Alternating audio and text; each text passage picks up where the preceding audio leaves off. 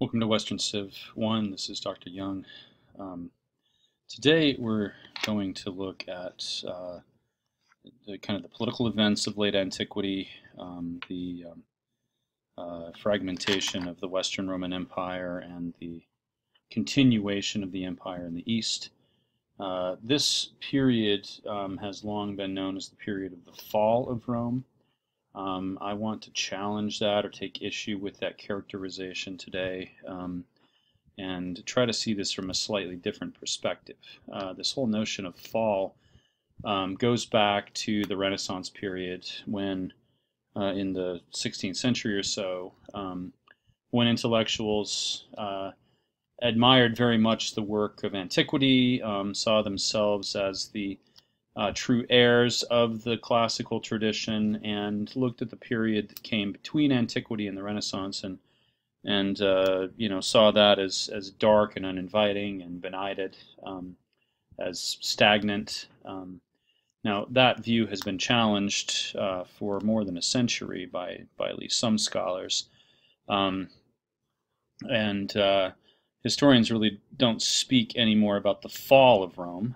They may interpret this in various sort of stages of negativity and positivity, or a spectrum of negativity and positivity, some taking a much bleaker view of this period than others. But I think all acknowledge that this period must be understood on its own terms rather than in comparison to what came before or what came after, because otherwise we end up reading through a lens that is at least somewhat erroneous. So let's take a look at some of the political events of from the second half of the 4th century or so to the beginning of the 7th century. So we noted in previous lectures that the political reforms, the changes made by Diocletian and Constantine in the late 3rd and early 4th century gave the empire a new lease on life, allowed it to survive, but did have some political consequences. We noted that Theodosius, who ruled at the end of the 4th century, bequeathed the Eastern Empire to his older son and the Western Empire to his younger son, and Theodosius may not have intended this to be a permanent split, but that was what happened. Henceforth, there was an emperor in the east ruling from the city of Constantinople, and an emperor in the west ruling from the city of Rome, or occasionally in a border territory, depending on how integrated they were into the military. Now, I want to backtrack just a little bit from that to talk about things that happened just before the reign of Theodosius. In fact, the thing that brought Theodosius to power. In the 370s, there was a major battle known as the Battle of Adrianople. Now, we need to give some background on this battle and talk for a few moments at least about the Germanic peoples again. So we noted in a previous video that the Romans described this area north of the Danube River and east of the Rhine River but simply all with the name Germania, Germany. Okay, and they tended, in their own ethnocentric view, to lump all of the people who lived there together under this broad rubric of German. This is, definitely an inaccurate view, but scholars subsequently have taken the works of Tacitus on the Germans as truth, as how things really were, rather than an ethnocentric kind of fictionalized account of this. In recent decades, scholars working on ancient German peoples have begun to clarify the picture of what was really going on in these German lands.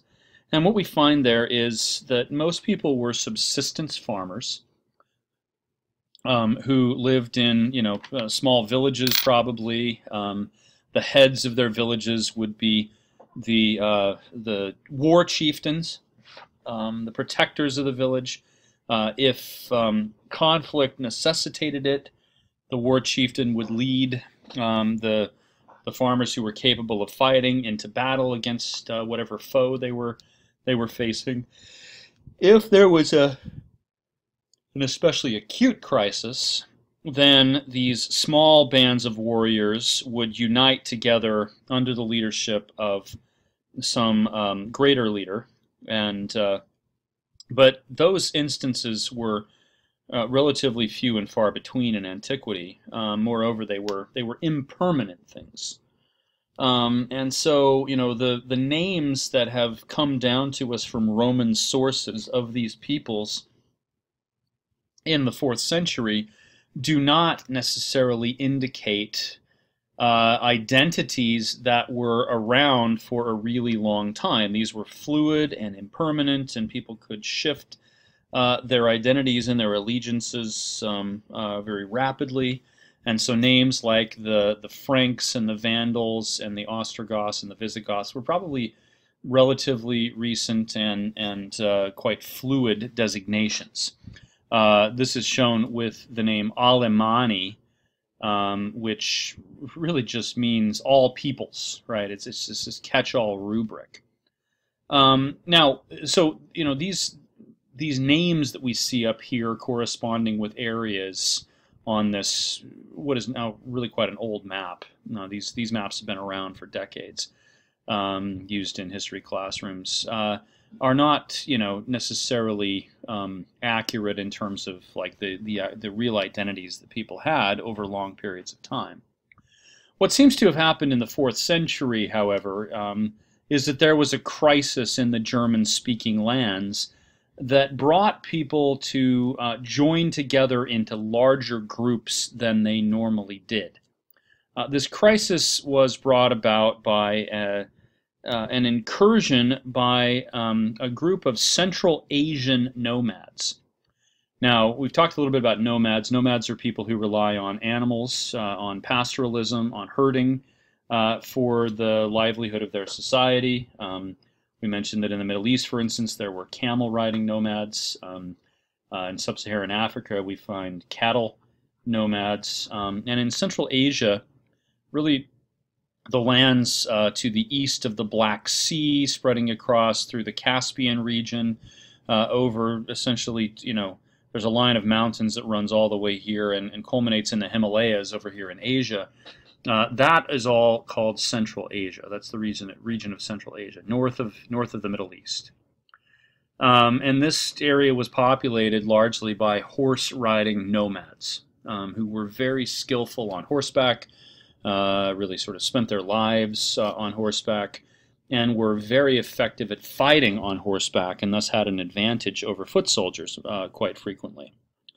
And as nomads, these peoples tended to move a great deal and to raid into territories that were inhabited by agriculturalists. And so we're going to see, or rather, if you look closely at world history, not just Western civilization or European history, but world history, you'll find these Central Asian nomads cropping up over and over and over again. So one manifestation of the Central Asian nomads happened in the 4th century. There was a group of them who rode their horses over here and began to raid the farms north of the Black Sea, which were populated by these Germanic peoples. And the name given by the chroniclers to these nomads was the name Hun. So these were the Huns. They came from over here. They were horse-riding nomads. They were not at this point, by the way, led by the famous Attila the Hun. That would be about a century later. We may come back to Attila. But anyway, this incursion of Huns created a crisis up here in the Black Sea region, so that these Germanic farmers banded together under military chieftains and began to move to the west. As they did so, they invaded the lands of other Germanic-speaking peoples who also banded together, and ultimately this resulted in the creation of two groups of Germanic peoples, both of them trying to get away from the Huns, trying to relieve the pressure there.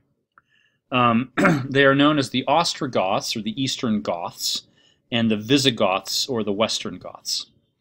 And so the Visigoths, under their leaders, came down to the south, down into the Roman province of Dacia here, modern-day Romania, and sort of began to mass on the Danube River. And they sent messengers across the river to Roman officials asking for a few things, especially land, or rather, first of all, the freedom to cross the Danube and settle in Roman territory.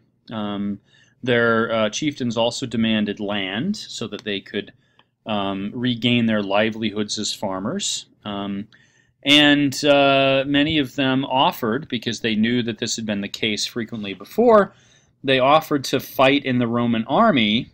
The Romans had often co-opted Germanic people, Germanic immigrants, into their army. But the leaders demanded to be given military titles and rank in the Roman army. And so these were their demands. They wanted food, they wanted land, their leaders wanted military titles and military positions. And the Roman emperor, whose name was Valens, didn't quite know what to do with this mass number of Germanic peoples there, ready to cross the Danube and burst into his territory. And so he kind of put off making a decision about this. In the meantime, the Visigoths are getting really hungry. Many of them are starving. The local merchants who sold them food, it seems, tended to sell them second-rate food or even rotten food at really high prices.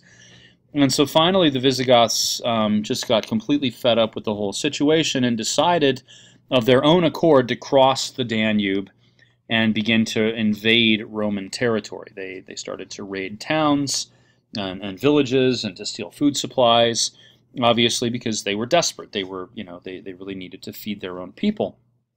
When this happened, Valens gathered together an army. He actually didn't wait. His brother was marching. He was out of Constantinople. He was marching to join with him with a fairly large force, but Valens was in a hurry, and so he rushed his army up to the Danube frontier to head off the incursion of the Visigoths, and this is when the Battle of Adrianople was fought in 378. And the force that Valens had was not large enough to deal with the number of Visigoths, and so they were surrounded and completely defeated.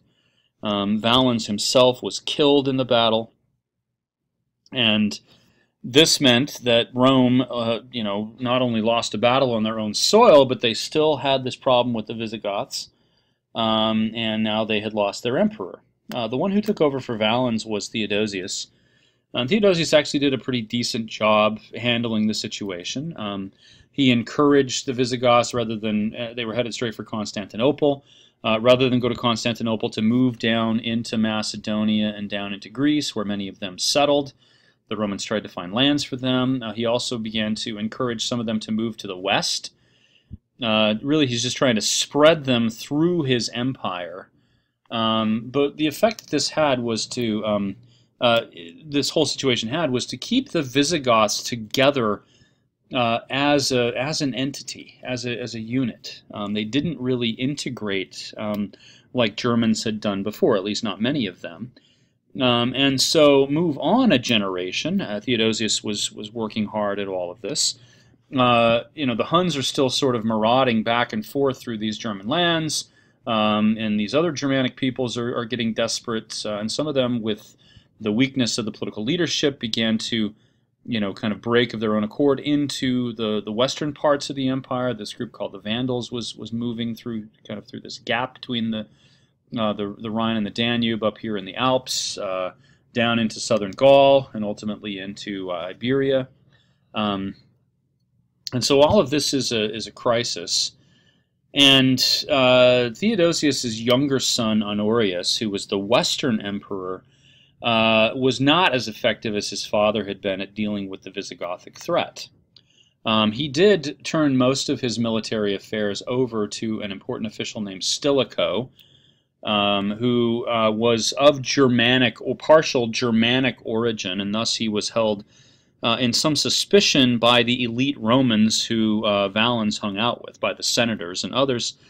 And they convinced Honorius that Stilicho was trying to supplant him on the throne, that he was ready to stage a coup d'etat and kill the emperor. And so Honorius decided to have Stilicho executed.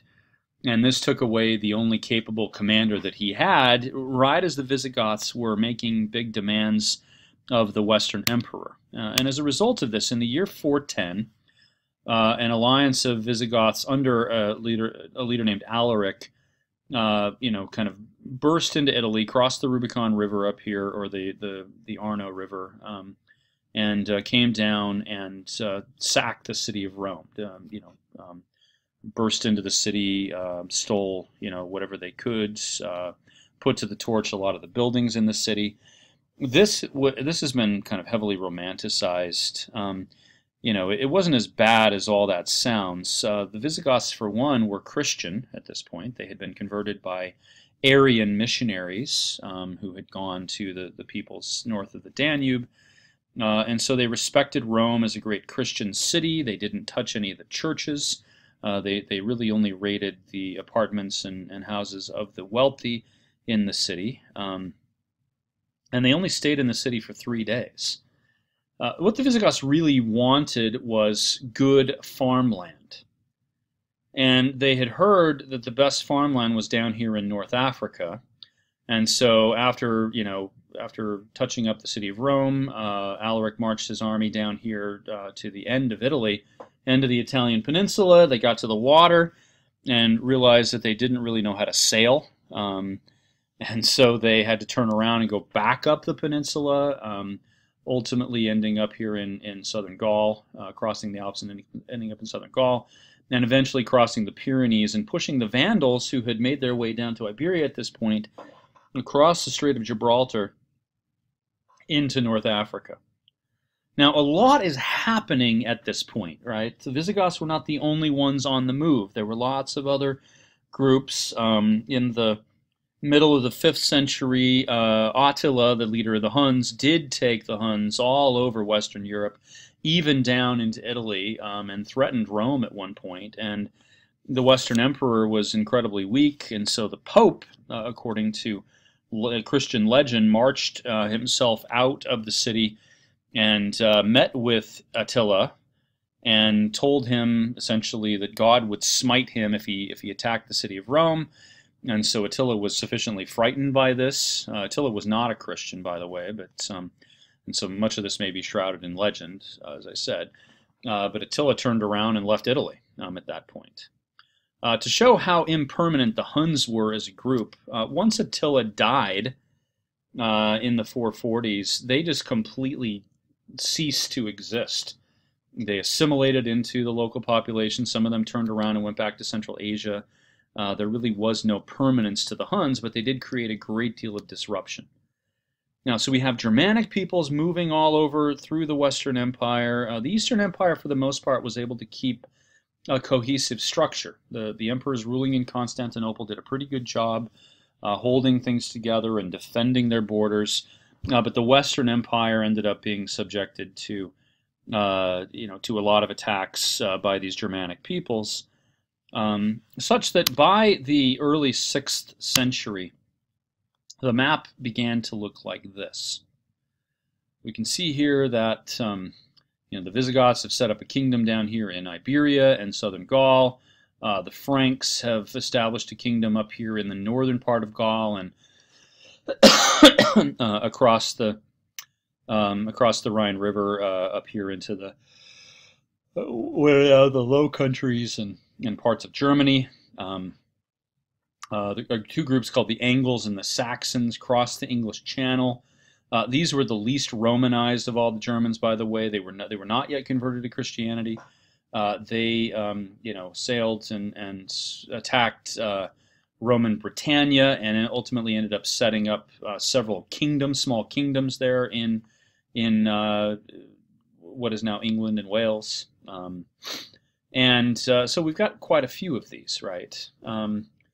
And so this is the state that historians traditionally have referred to as the fall of Rome. Rome no longer exists, and they even find this symbolic moment when Rome ceased to exist as an empire. In the year 476, the reigning Western Emperor Romulus, and that's a fitting name, of course, because the founder of Rome was also named Romulus. But the last emperor, Romulus, was put to death by his general, Odoacer, who was a German, but he was fighting as a Roman commander. And Odoacer decided that he no longer needed an emperor around, that he could run the place just as a military official. And so he had Romulus put to death. He sent the banners of the emperor off to Constantinople and said, we are no longer part of the empire. But interestingly, just after Odoacer did that, the Eastern Emperor over here in Constantinople kind of made an agreement with the king of the Ostrogoths, who were up here north of the Danube at the time, to attack Italy. He said, we will give you logistical support, and I want you to attack Italy and remove Odoacer from that territory and reclaim Italy for the empire, and in fact you will rule Italy as a tributary king of the Roman Empire, right? And so the Ostrogoths did this at the behest of the Eastern Emperor. And so this fall is not nearly so cut and dry as somebody like Edward Gibbon has made it out to be. And there are several reasons to say this. To say that this really isn't a fall, rather it's a transformation. We might use the word fragmentation. Okay. The first and major, maybe most important reason why we should not say that Rome fell is that these kings of these Germanic kingdoms, and also many of the Germanic peoples, were heavily Romanized. They identified themselves very much with Rome, at least as an ideal, and they also took up the governing structures of the empire, the things that had already existed. They tried to ensure that all of the things that were provided traditionally by the Roman Empire would continue to be provided. Most of the people they ruled over were Romans, were Roman subjects, were Roman citizens, and they didn't do away with those distinctions. They continued to try to provide for these Roman citizens. They really just saw themselves functioning as the Romans had always functioned.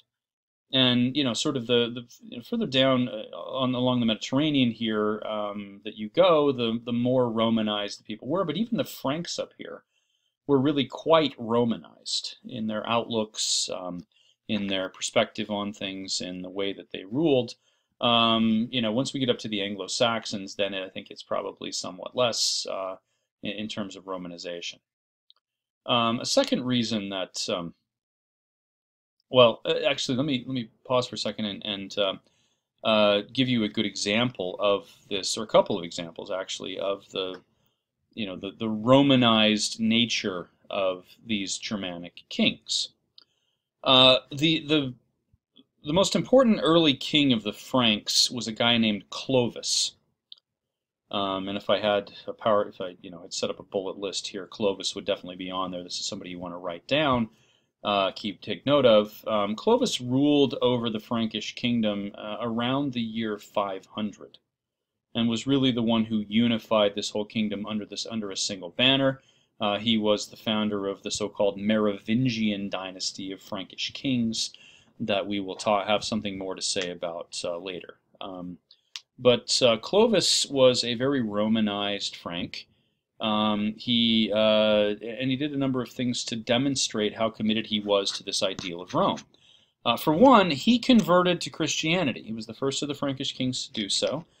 And rather than convert to the Arian form of Christianity that the Visigoths, Ostrogoths, and Vandals were all adherents to, he converted to Catholic Christianity. And from the time of Clovis, there was a kind of alliance created between the king of the Franks and the Pope down here in Rome. And that alliance would become even more important later on. So I'll return to that in talking about some of the later kings of the Franks. He also wanted recognition, like the king of the Ostrogoths and some of these other German kings had, from the Eastern Emperor that he was a Roman official, that he was ruling on behalf of the Roman Emperor, effectively that he was a provincial governor. And so he sent messenger after messenger off to Constantinople and finally received a message back from the emperor stating that the emperor had made him a consul. That's the old imperial, or rather the republican title, the head magistrate in the republican era. It meant really not very much at this point, but Clovis was totally thrilled with this, and threw a big party, put on a toga, imported wine, did all these things that are traditionally Roman. He held a triumph for himself, like a republican-style triumph, and tried to portray himself entirely as a Roman. He was quite ruthless, and certainly the Franks had their own legal systems and other things that were Germanic, but they did a lot of things that were Roman as well. Now, an even better example is the king of the Ostrogoths, who I mentioned, but not by name. His name was Theodoric, and here we come to one of the assigned sets of texts for this week. Theodoric was raised not entirely in Ostrogothic lands north of the Danube. Rather, he spent a good deal of his formative years in Constantinople. As part of an exchange agreement made by his father with the Eastern Emperor, he went to Constantinople, was raised in the imperial palace, spent time with the ruling elites of Rome, received an education. There's some debate over whether Theodoric actually absorbed any of that education. It's uncertain whether he could even read. But in any case, he learned a lot about how Romans function, how they work. And it's understandable maybe why the Eastern Emperor chose Theodoric and kind of contracted with him to retake Italy, which he did in the year 490. He defeated Odoacer and removed him from power and set up the structures of government there. One of the things that we know about Theodoric is that he had designs on the imperial throne, that this was, by his view, a kind of stepping stone, that he was going to take his army off to Constantinople and take that as well and reunite the empire under a single emperor. That was the grand vision he had. Events got in his way and prevented him from doing so. But we do have a number of letters that are attributed to Theodoric. They probably were the work of one of his more learned secretaries, Boethius or Cassiodorus, but who are both very important figures in their own right. From these letters, we get a good sense of how Romanized these German leaders are, how much they are still thinking in terms of the Roman Empire, still seeing their function very much in a traditional vein. Okay, so let's look at a few examples from these letters, and you can, of course, look at more on your own time. In one letter, he sort of waxes poetic about the city of Rome. If the people of Rome will beautify their city, we will help them. In other words, he's trying to get buy-in from the population of the city of Rome, trying to get them to commit themselves to this whole project of governance that he's got going. And then he, uses poetry to try to inspire them. Though the wandering birds love their own nests, the beasts haste to their own lodgings in the brake, the voluptuous fish, roaming the fields of ocean, returns to its own well-known cavern. How much more should Rome be loved by her children? This does not sound like a bloodthirsty, battle axe wielding barbarian, like these Germans have been characterized. Rather, he sounds very much like a Roman poet.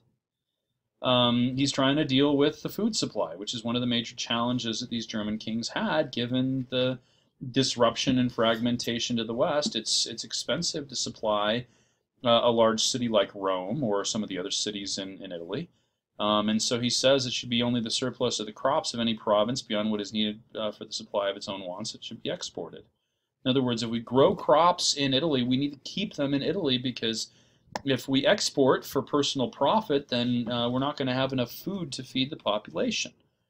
These sound like very utilitarian, practical problems, and that's exactly what they were.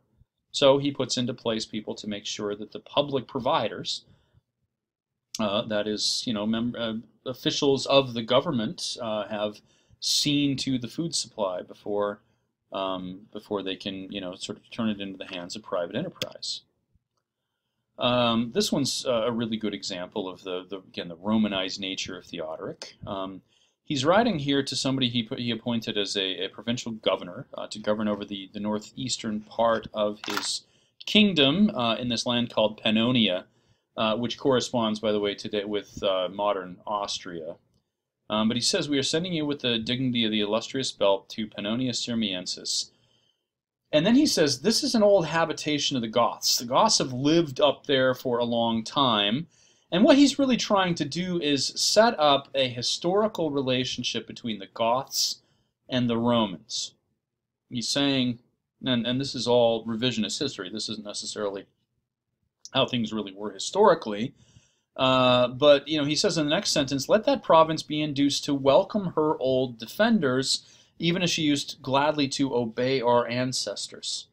Right? So he's saying here, the Goths have always protected the northern frontier of the Roman Empire. We have been allies of the Romans. We have been good servants of the Romans, and so the Romans living in Pannonia should welcome us there as they welcomed our ancestors. Well, Goths were not really the protectors of the empire. They were incorporated, of course, into the Roman army, so he's not lying entirely, but he's setting up a much rosier picture of the traditional long-standing relations between the Goths and the Romans than really existed. And then he goes on to say, "Show forth the justice of the Goths, a nation happily situated for praise, since it is theirs," that is, it is their task, "to unite the forethought," sorry for the yawn, "the forethought of the Romans and the virtue of the barbarians." Now we need to clarify what he means. Forethought of the Romans, and usually if I'm teaching this in a classroom, I'll stop and ask, what does that mean? And I might even prod by saying, what are the Romans good at? And if we recall, they're good at things like law and city planning and government and creating structures of stability and everything. That's forethought. So Theodoric is saying we need to use the plans that the Romans have, but then infuse this whole situation with the virtue of the barbarians. Now the word virtue there may sound confusing. We need to go back to a somewhat antiquated definition of the word virtue to understand what's going on here. Now the word virtus in Latin, from which this is derived, in fact the word that was originally used in this letter, it did not mean sort of personal moral chastity or something like that. Rather, it meant manliness and courage and military prowess. It's derived from the word vir in Latin, which means man. And so the Romans have lost their manliness, they've lost their courage, they've lost their nerve. They've got great ideas, but they need someone to execute those ideas and make sure that the whole place is safe and well defended. And that's what he sees as the role of his people, the role of the Goths.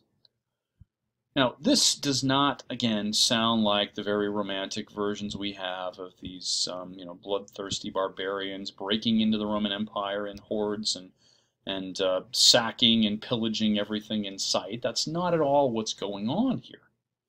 Theodoric, the Ostrogoth, is trying to do what a good Roman ruler would do.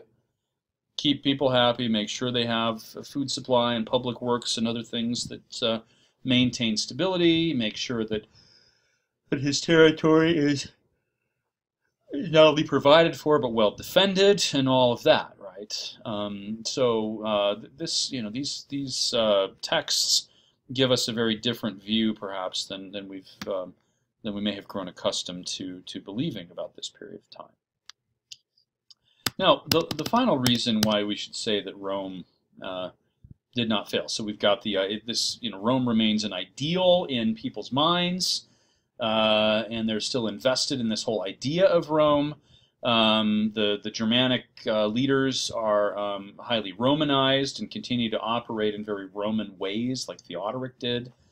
So those are the first two reasons to say that we can't really talk about the fall of Rome, rather we have to talk about the transformation of Rome. The third reason to say that Rome did not fall is that there's still a Roman Empire here, right? More in reality, not just in the minds of people. For some time, for over a century at this point, there was an emperor ruling in Constantinople over the Eastern Empire, and that never went away. You can see this whole area in pink here is still the Roman Empire. We just have this label down here, which is Byzantine Empire. Byzantine is a term that was coined by 19th century German historians, not by ancient Romans. It's a total misnomer. It comes from the original Greek name of Constantinople, which is Byzantium, which meant nothing to the people who actually lived in the Byzantine Empire. If you were to invent a time machine, if you do, please let me know. I really want to use it.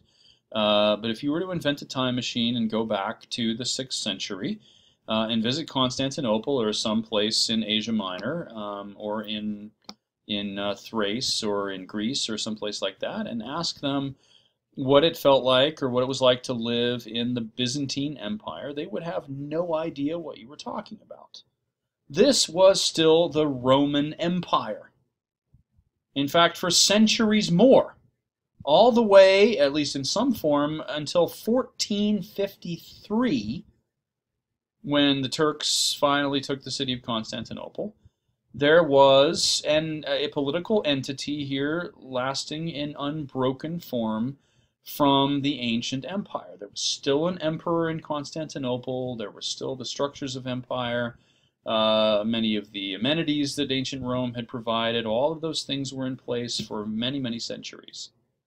And so as a kind of last part of this lecture, I want to talk for a few minutes about the Byzantine Empire and the makeup of it, and get into some of the kind of key events and key happenings in that place.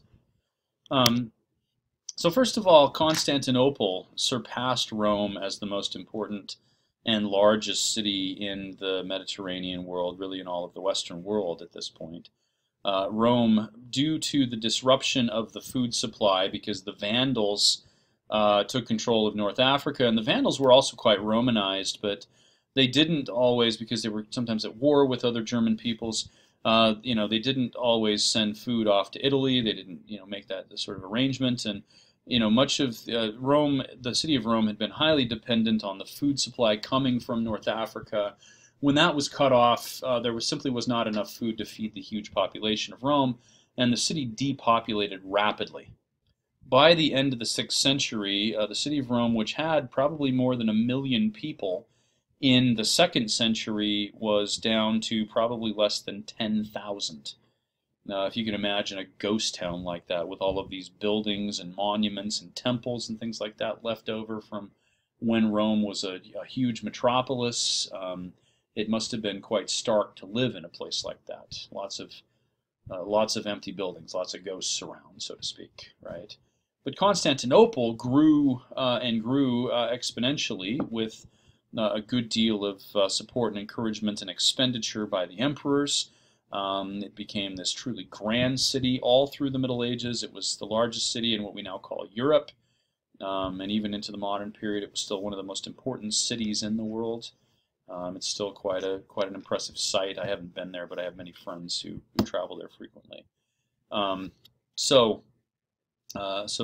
Constantinople really is key to all of this, and the emperors ruled from there with a good deal of central authority, much more along the lines of Diocletian and Constantine's empire than the empire of Augustus Caesar, where a lot of autonomy was given to local leaders.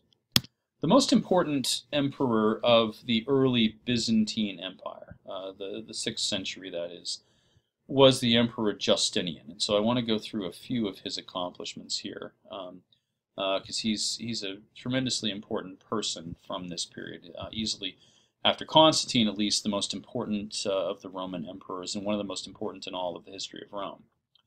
Justinian, first of all, embarked on an attempted reconquest of the West. This is the last major effort made in antiquity to bring the Western and Eastern empires back together. And he began in North Africa for reasons that should be understandable. By this point, North Africa was the breadbasket of the empire, and having all of that rich agricultural land would be a great benefit to the entire empire. And so he sent armies into North Africa. They defeated the Vandals and quickly took control of the place, though they had a hard time with people in the interior, with the Berber nomads who lived in the desert. And these troops were harried by them, and ultimately this ended up being a much more difficult venture than Justinian had anticipated. Yet they did manage ultimately to retake control of North Africa, and the Vandal kingdom was no more. From there, they decided to attack Italy and to try to oust the Ostrogoths from there. The Ostrogoths had been acting, as we said, as kind of Roman governors of Italy, but they did like their autonomy, they did like their position there, and they didn't want to be subjected to direct rule to Constantinople. Theodoric had died, and some of the later Ostrogothic leaders were much weaker than he had been, and so Justinian sent his chief general Belisarius into Italy to stage a campaign there. And they had initial success, and then they just got completely bogged down in Italy. And part of this problem with the military was exacerbated by a huge outbreak of some kind of disease in the Eastern Empire that killed massive numbers of people. Maybe as many as a third to a half of the population of the Eastern Empire died in this plague. As far as I understand, and I've read a few things on this, the current interpretation of this, pathologically speaking, is that this was a form of bubonic plague. It's not the very same virus that attacked Europe in the 14th century, because viruses, of course, mutate over time. Actually, this isn't a virus at all, it's a bacterium. But even bacteria mutate, of course. And so this may have been bubonic plague, but not necessarily the same strain of bubonic plague that existed in the 14th century. In any case, this was devastating demographically, and the army, which relied on tax money and on recruits, was suddenly faced with a much lower tax collection system because there were less people around to pay taxes, and a much smaller pool to recruit from. And so the army got bogged down in Italy. They did manage to retake all of the major cities in Italy and really kind of oust the Ostrogoths from there, but there was a guerrilla campaign waged by the remaining Ostrogoths that lasted for upwards of 20 years. And, you know, at this point, the Roman armies were so exhausted and out of money that Justinian had no hope of embarking on any more reconquests. They never made it to Iberia or Gaul or any of those places. And in fact, some of these gains would not last very long, as we'll see. So a mixed success there, but at least an attempt to bring the empire back together. The second point about Justinian that we should know is his ruling philosophy of Caesaropapism, and this really establishes the kind of the policy vis-a-vis religion and politics of the Byzantine empires throughout their existence. Unlike in the West, where the major religious authority was the Pope, and most people hailed him as the legitimate leader of the Christian Church, though that would be challenged later on, and we'll talk about some of that. In the East, there was no question that the Church was led by the emperor, and Justinian was the head of his own church, but he was also, of course, the head of the government. And so Caesaropapism is a fancy term to describe leadership or political power over both church and the government entity or the state, right? And we can see this characterized very well, I'll come back to those other points, in some wonderful mosaics that were done in a church built in the city of Ravenna, which is in Italy, of course. Ravenna ended up being the provincial capital of Italy post-Reconquest. And Ravenna has some of the best Byzantine art in the Mediterranean even better than Constantinople in most cases, because of course Constantinople was later taken by the Turks, and the Turks were Muslim, which means that they were iconoclasts, and they destroyed or covered over most of the artwork in famous buildings like the Hagia Sophia, which we'll talk about in a second here. And so we have to go to Italy to find the best examples of Byzantine art. This is one of them. You can see in the mosaic here that Justinian is at the center, and you may note that he is wearing a crown. This is the imperial crown. He's also wearing, and this should be a purple robe. The colors don't really match up with that necessarily here, but a purple robe, so another imperial kind of symbol.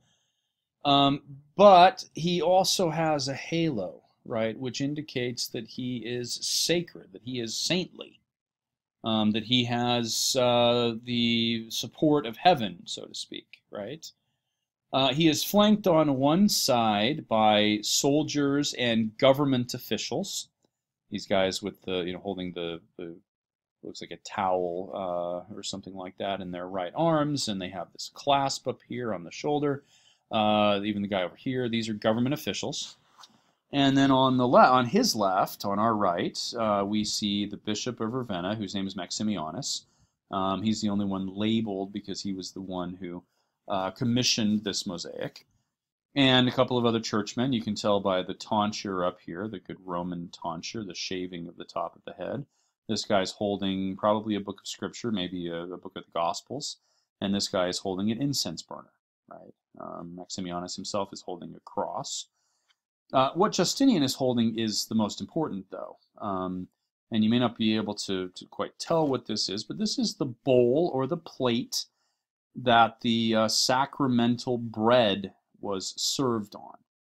So interestingly, the clergy are not holding that bowl. The emperor is the one distributing for the church congregation the body of Christ, the sacramental bread. Now, to make this even more interesting, in the same church, just across the apse from that mosaic, we find another mosaic. This one of Justinian's wife, Theodora, who was somewhat of a controversial character. She had been, previous to marrying Justinian, a famous actress. Actresses did not have good reputations. Most of them, this may have been real or this may have been just perception, but most of them doubled as prostitutes. There are even sources, probably somewhat scandalized sources, or maybe not quite accurate sources, but sources nevertheless that talk about Theodora's sexual, kind of deviant sexual appetites. And so she was, again, somewhat of a controversial character. But you can see here that she is portrayed much like Justinian. She has a crown on her head and a halo. She's wearing the imperial purple. She has religious women. These are the, like Byzantine nuns over here on her left, and government officials on the right. You can see the baptismal font of the church is here. Even the apse decorations are shown. So this is like a portrait inside of the church. And she is holding the chalice for the sacramental wine. And so Theodora and her husband are exercising authority over both church and government, secular government, right? Operating very much in the vein of a Caesaro-Papist ruler. Now, third point about Justinian is his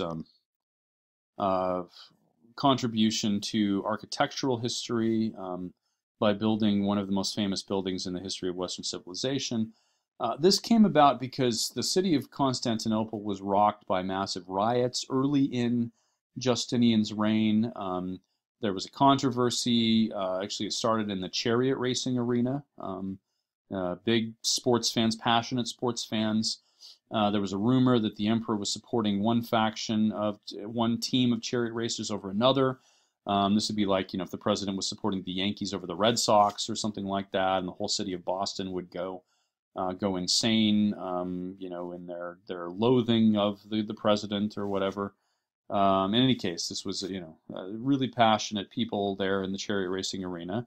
And this touched off a riot. I'm not going to go into the details here. The riot was really kind of staged by Justinian's rivals, but it ultimately consumed much of the city in fire.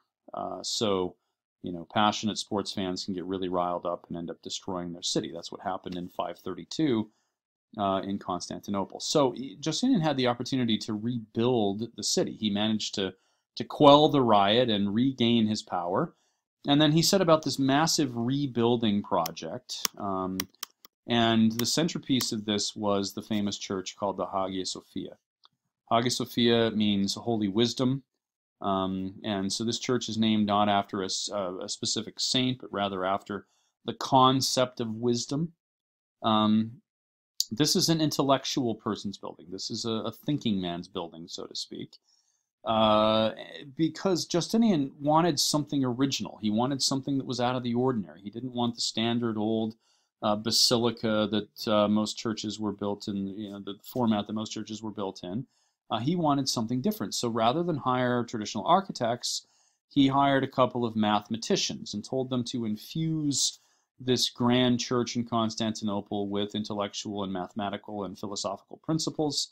And we get this, right? The central feature of the Hagia Sophia, of course, is this dome.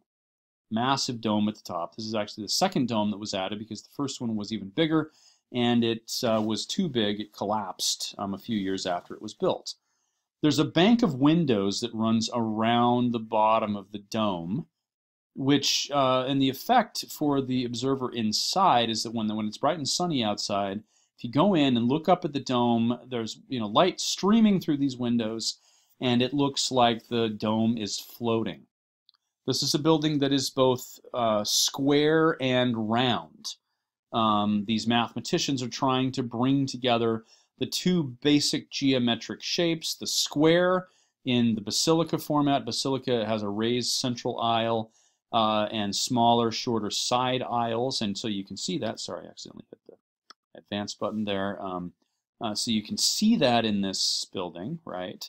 But then we add these domes and half circles and other things. So this is trying to bring together things that normally don't go together, creating a building that is both square and round. The perspective that one gains going inside of Hagia Sophia is, by many accounts, a kind of disorientation. There's light coming from everywhere from all of these windows. Some of it's circular, some of it's square. It really has an awe-inspiring feel to it. The building itself is almost square, and it's huge. 78 meters by 72 meters in the main central hall there, with not a lot of supporting pillars, and no supporting pillars on the dome, right? And this is one of the most influential buildings in all of world history. Lots of the design of it was copied, has been copied countless times by architects. It has inspired whole kind of schools of architecture. It was the largest church in all of the Christian world until the building of the new St. Peter's Basilica in Rome in the 16th century. And so for about a century or so, this was the largest building in the whole Christian world. Okay, so Justinian was responsible for that. Now his final contribution, and maybe in some way the most important in terms of impact, was that he didn't necessarily do this himself, but he ordered his scholars working in his court to assemble all of the legal materials that formed the basis of Roman law.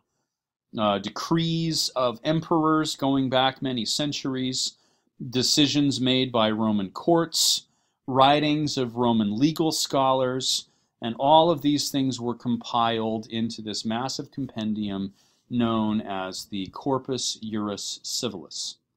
That means the body of civil law.